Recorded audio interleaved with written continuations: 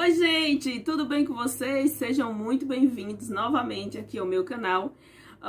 Para quem não me conhece, eu sou Maria Fernanda e hoje vou passar para vocês a nossa segunda aula de Direito Previdenciário. Para quem não sabe do que eu estou falando, eu resolvi aqui passar aqui para vocês todo o conteúdo de Direito Previdenciário para quem vai estudar para o concurso do INSS, que está previsto aí para sair em 2022, certo?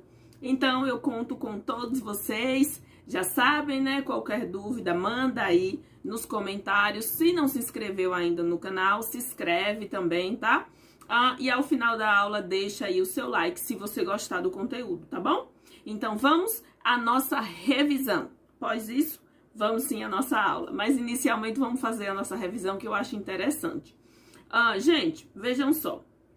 O que eu expliquei para vocês na primeira aula. O que é que aconteceu no mundo, né? Não existia assistência nenhuma, né? Lá nos primórdios, mil e cacetada, não existia assistência nenhuma para as pessoas necessitadas, né? A assistência, inicialmente, ela era feita de forma privada, pela sociedade, pela comunidade em geral, né?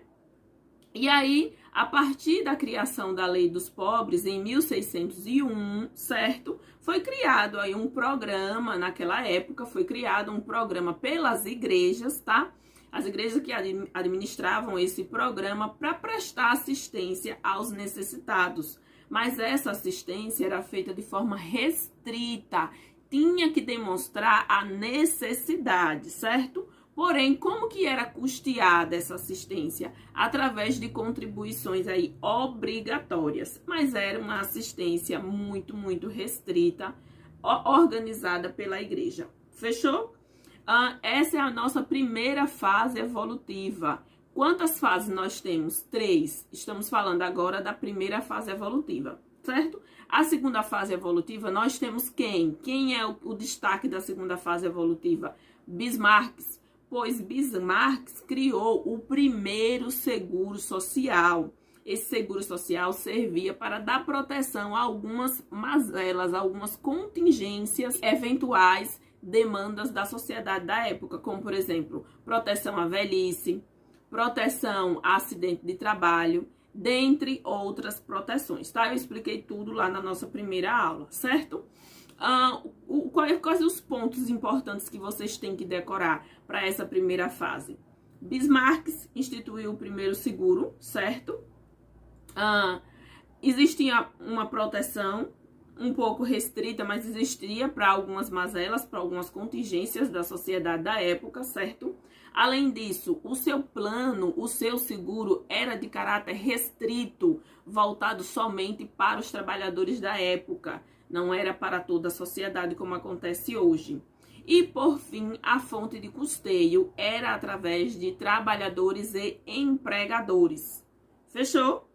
Terceira fase evolutiva, nós temos Berg. Eu não sei se é bem essa a pronúncia, eu vou colocar aqui o nomezinho para vocês. Nós temos o Berg. O que foi que Berg fez? Ele instituiu o nosso primeiro plano de proteção social universal. Já não era restrito mais aos trabalhadores. Berg disse, não, vamos fazer uma proteção social universal, do berço ao túmulo, certo? Que é o que acontece hoje, né? Então, vamos lá. Diferença entre o plano, o seguro social instituído por Bismarck e o plano instituído por Berg. No projeto de Berg, ele dizia que a proteção era universal, já Bismarck restrita aos trabalhadores. No projeto de Berg, a fonte de custeio era através do Estado, trabalhadores e empregadores. Então, existia uma tríplice fonte de custeio, certo? E não somente trabalhadores e empregadores. Essas são as principais diferenças. O seguro social de Bismarck era restrito, já o de Berg era universal. A proteção seria do berço ao túmulo. E isso são as nossas 3 fases evolutivas, geral. Agora vamos falar das fases evolutivas no Brasil. Inicialmente, nós temos o quê? a primeira casa, a primeira Santa Casa, né, instituída aí pelos portugueses em 1543, certo? Logo em seguida, com a Constituição de Dom Pedro I, em 1824, nós temos aí a criação dos socorros públicos, tudo voltado para a assistência social, tá? Em 1835, nós temos a criação do Mongeral, que era uma espécie de previdência privada, né? Criada ali em sistema de cotas pelos servidores da época, certo?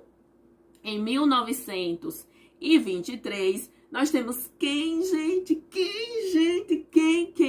Nós temos aí a Lei Eloy Chaves, o marco da Previdência Social no Brasil. Nunca esqueça isso, tá? Se o examinador lhe perguntar quando que foi criado, qual fase evolutiva surgiu a Seguridade Social, você vai falar segunda fase. Marco da Previdência Social no Brasil, você vai falar com a Lei Eloy Chaves em 1923, certo? O que veio com a Eloy Chaves? O que veio com a criação dessa lei? Veio a criação das CAPs, que eram as caixas de aposentadoria e pensões, certo? Inicialmente, essas CAPs eram voltadas somente para os trabalhadores ferroviários. Depois, ampliou-se para outros trabalhadores, para outras categorias profissionais, como bancários, marítimos, portuários, telégrafos e assim sucessivamente. Em 1933, com o governo Getúlio Vargas, inicia-se a estatização do sistema previdenciário no Brasil, tá? Como eu falei para vocês, inicialmente era tudo organizado pelas empresas mesmo, a fonte de custeio era trabalhador e empregador, certo? E cada empresa organizava a sua CAPES.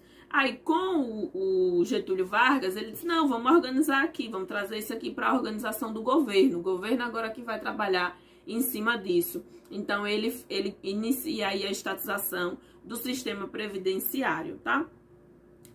Com essa estatização, criou-se os IAPAs, que é os Institutos de Aposentadoria e Pensões. Cada categoria profissional tinha o seu instituto e tinha a sua legislação. Em 1934, com a nossa Constituição Cidadã, prevê a nossa tríplice fonte de custeio, como acontece hoje: Estado, trabalhadores e empregadores, certo? 1934. 1990, unifica-se as legislações dos institutos, como eu falei anteriormente. Cada instituto, cada categoria profissional tinha a sua legislação. E aí unificou-se tudo. Não, vamos unificar e vamos fazer uma coisa só aqui. Uma legislação só para todas as categorias profissionais, certo? Em 1966, 6 anos mais tarde, é unificado aí os institutos de aposentadoria e pensões. Anteriormente, unificaram as legislações dos institutos e 6 anos mais tarde, unificaram-se os próprios institutos. E aí, com essa unificação, formou-se um novo instituto, que agora, na época, era chamado de Instituto Nacional de Previdência Social, o INPS, tá?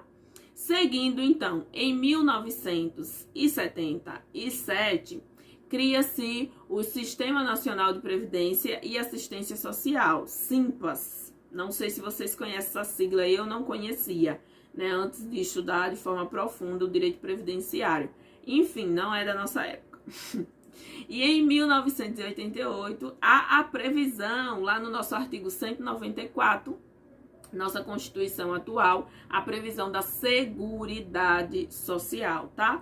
A previsão da Seguridade Social na nossa Constituição corresponde aí com a nossa terceira fase evolutiva, tá bom? E em 1990, agora bastante recente, certo? Com o decreto 99.350, criou-se o INSS, que foi a fusão do Instituto de Administração Financeira e Previdenciária e Assistência Social, IAPAS, com o Instituto Nacional de Previdência Social, INPS. Com isso, criou-se o INSS. Gostaram? Maravilha, né?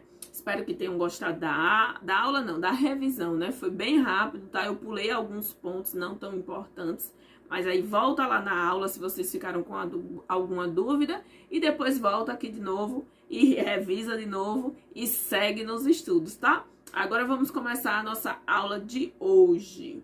Vamos agora dar início à nossa segunda aula, tá? Direito Previdenciário. Eu resolvi trazer aqui a minha tela porque eu acho que fica mais interessante vocês visualizando o conteúdo, tá?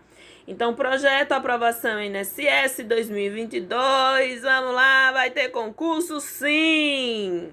Vamos estudar um pouquinho hoje sobre a Seguridade Social, tá bom? Aqui tá o conceito, certo? E princípios da Seguridade Social. Já vou dizer, são vários princípios, mas não se assustem, vai dar tudo certo, tá? Eu vou deixar o conceito aí para vocês lerem, tá? Não vou ficar aqui enchendo linguiça, falando que não tem necessidade, já que o slide tá aí com vocês. Eu acho interessante eu só ler aqui e dar uma explicada nesse artigo 194 da Constituição, que é o nosso objeto de estudo, tá? Então, vamos lá. O que é que diz o artigo 194 da Constituição? Diz o seguinte: a Seguridade Social compreende um conjunto integrado, então é um conjunto integrado de ações de iniciativa dos poderes públicos e da sociedade. Deixa eu ver se eu consigo marcar aqui com a canetinha, para ficar mais fácil para vocês visualizarem, que eu acho super, hiper, mega interessante. Então, vamos lá. A Seguridade Social compreende um conjunto, tá? Palavrinha-chave que vocês vão separar aí no material de vocês, de ações de iniciativa de quem? Dos poderes públicos e da sociedade. Vai ter questãozinha perguntando exatamente isso aqui. E vão colocar que é só da sociedade ou dos poderes públicos, você vai marcar falso. Destinados a assegurar os direitos relativos, ficou sujinho aqui, mas eu marco aqui para vocês visualizarem bem. Tá? Os direitos relativos a quê? Vamos lá, a saúde, previdência e assistência social. Então, é como eu falei para vocês na aula de revisão. A Seguridade Social compreende 3 tripés, tem 3 pernas. O que é a Seguridade Social? Vamos lá, os subsistemas da Seguridade Social. Saúde, previdência, certo? E assistência social. É o que compreende aí a nossa Seguridade Social, tá bom? Seguindo aqui, vamos dar continuidade. Agora vamos falar um pouquinho da organização da Seguridade Social, que nada mais é o que eu já mencionei. A saúde tá prevista onde? Na Lei 8.080, né? A LOS, certo? Não há necessidade, isso aqui é importante eu mencionar com vocês, tá? Deixa eu só pegar aqui a canetinha. Então, aqui, para a saúde, não precisa de contribuições. Ou seja, se você quiser e precisar da assistência de um posto médico, de um atendimento médico, você vai se dirigir até uma urgência, né? As UPAs, né?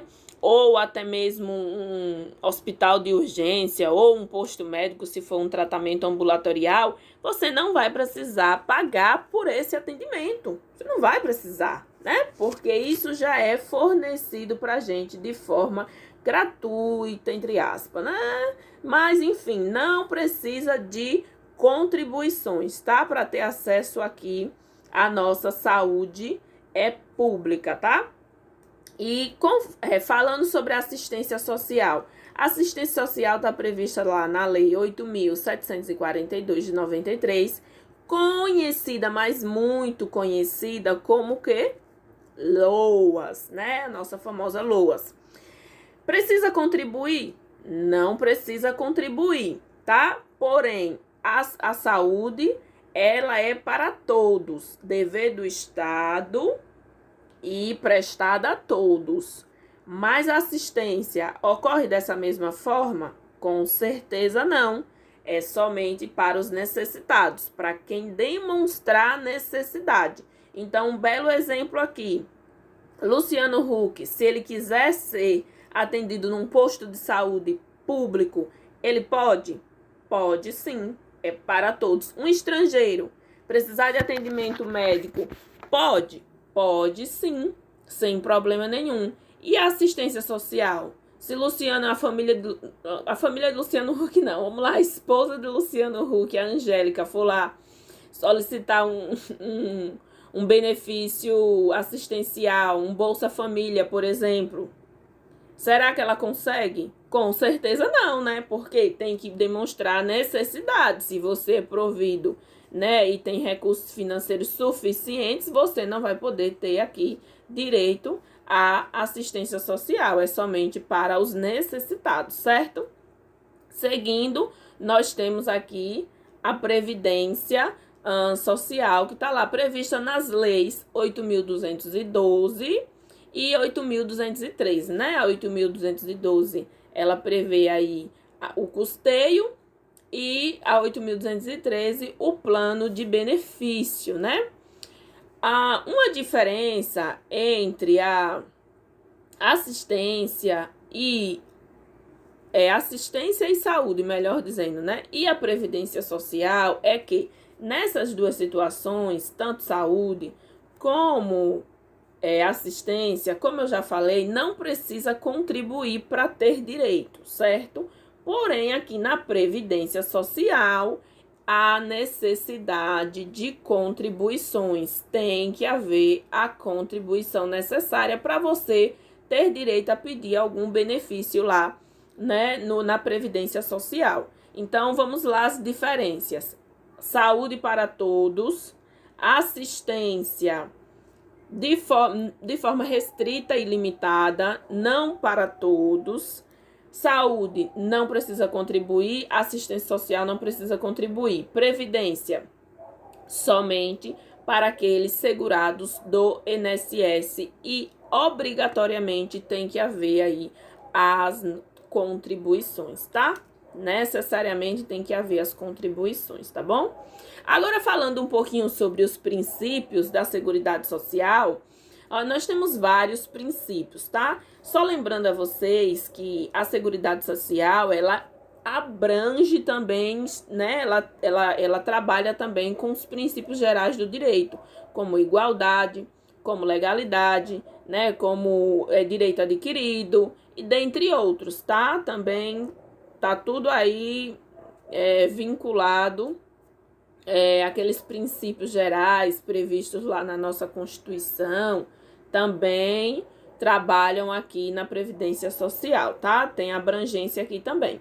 Falando sobre os princípios de forma específica, nós temos vários aqui. Solidariedade, universalidade da cobertura e do atendimento, uniformidade e equivalência dos benefícios e serviços das populações urbanas e rurais, seletividade e distributividade na prestação dos benefícios e serviços. O que mais? Irredutibilidade do valor dos benefícios, equidade na forma de participação no custeio, diversidade da base de financiamento, caráter democrático e descentralizado da administração. Ufa, são vários, né? Eu vou explicar para vocês cada um. Por que eu não coloquei aqui de forma individualizada? Porque eu preciso que vocês anotem. Eu acho que fica mais interessante o aprendizado dessa forma, tá? Então, assim, falando um pouquinho sobre a seguridade, ou minto, falando um pouquinho sobre o princípio aqui, vamos ver, peraí, só um instante. Falando um pouquinho sobre o princípio da solidariedade, o que é que eu posso dizer para vocês? Este princípio está previsto lá na nossa Constituição Federal, certo? Lá no nosso artigo 3º, tá? Da Constituição Federal, que diz o seguinte, né? Um dos objetivos da República Federativa do Brasil construir uma sociedade justa e solidária, tá? Mas assim, entrando na temática da Seguridade Social, gente, olha, só uma observação. Esses princípios, eles estão para a Seguridade Social. E o que é a Seguridade Social? O que compreende a Seguridade Social? Compreende a saúde, assistência social e previdência social. Porque vocês vão ver que tem questões que o examinador tenta dizer que uma coisa não se aplica a uma determinada área da Seguridade Social, o que não é verdade. Um princípio X não se aplica, sei lá, à saúde, ou não se aplica à assistência social. Não é verdade. Todos os princípios aqui se aplicam a todas as áreas da Seguridade Social, certo? Agora sim, a gente vai ver a observância relevante em uma das áreas, alguns princípios e outros não tão importantes, mas se aplica da mesma forma, tá? Então, seguindo aqui, este princípio da solidariedade, anotem aí, certo? Fundamenta o regime de repartição simples, tá? Significa dizer que todos são responsáveis pelo financiamento do sistema previdenciário, tá? O trabalhador não recolhe o seu próprio benefício. As contribuições compõem o Fundo Geral de Previdência, que utiliza os recursos, apagou a luzinha aqui, que utiliza os recursos para pagar os benefícios àqueles que cumprem os requisitos. Então, é com base neste princípio aqui da solidariedade, certo? Que fundamenta o princípio da repartição simples. Todos devem financiar, todos devem contribuir com o sistema previdenciário. Além disso, fundamenta também o regime de caixa. O que seria o regime de caixa? Os valores arrecadados, tá? No mês, são utilizados para pagar os benefícios daqueles que cumprem os requisitos. Então, assim, o trabalhador, ele não está contribuindo para o seu próprio benefício. Não, ele está contribuindo para pagar o benefício daquela pessoa que tem direito naquele mês que ele contribuiu. E quando ele for se aposentar lá na frente, outras pessoas que estiverem na atividade vão contribuir para ele receber o benefício dele, na época que ele tiver direito a receber e cumprir os requisitos, certo? Então, é com base nesse princípio da solidariedade, tá bom? Seguindo um pouquinho, o princípio da solidariedade também fundamenta a compulsoriedade do sistema, ou seja, a contribuição ela é compulsória, a filiação é compulsória, obrigatória. No momento que você entra na empresa qualquer, obrigatoriamente o seu empregador ele tem que repassar as contribuições previdenciárias. Além disso, o princípio da solidariedade justifica também a aposentadoria por incapacidade, certo? Conhecida como aposentadoria por invalidez, né?